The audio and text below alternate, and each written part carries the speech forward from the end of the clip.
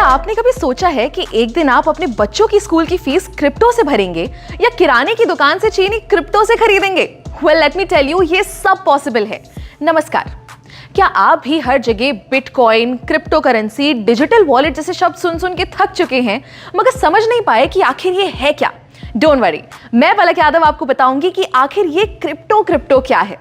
जी के digital show में हम बात करेंगे आज डिजिटल मनी की। पर सबसे पहले जानते हैं कि ये पूरी क्रिप्टो की दुनिया आखिर आई कैसे।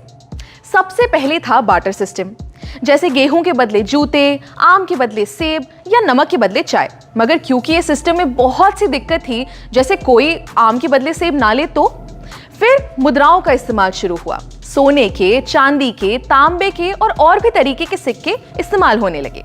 पार्टीशन से पहले भारत में दमड़ी, टका, पाई, आना, दमन्नी, चवन्नी, अठन्नी और रुपए के सिक्के चलते थे।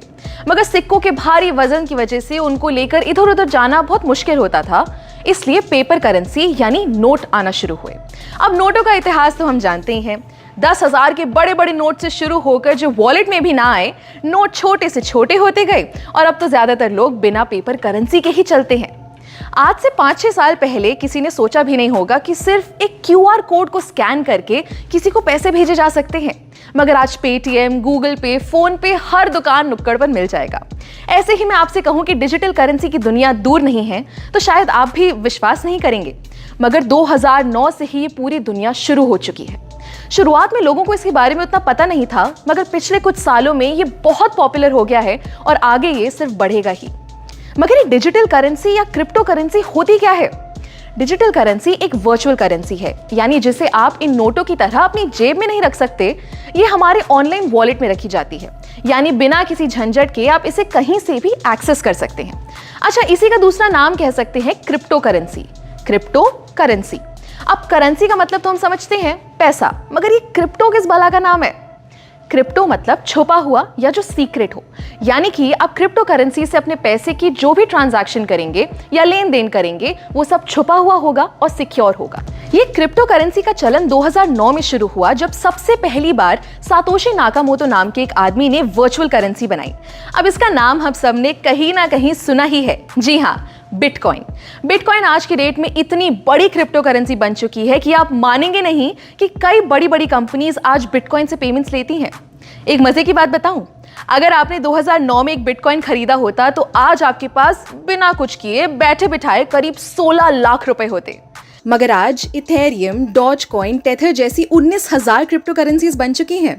इन करेंसीज को हम खरीद सकते हैं, बेच सकते हैं और चाहे तो इनमें इन्वेस्ट भी कर सकते हैं।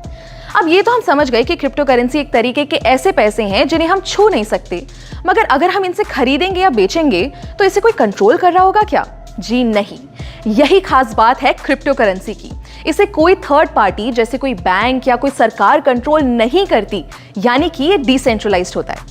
पूरे ट्रेडिशनल बैंकिंग सिस्टम को तोड़ते हुए क्रिप्टो की ट्रांजैक्शन सीधे एक वॉलेट से दूसरे वॉलेट में होती है।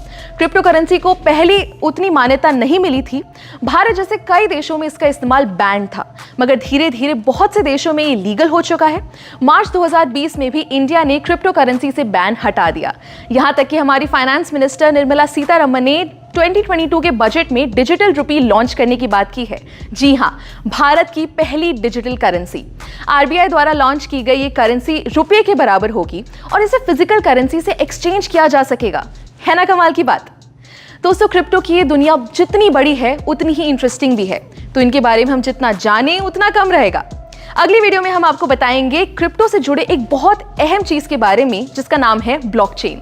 तब तक के लिए स्टे ट्यून्ड और देखते रहिए जी न्यूज़ डिजिटल।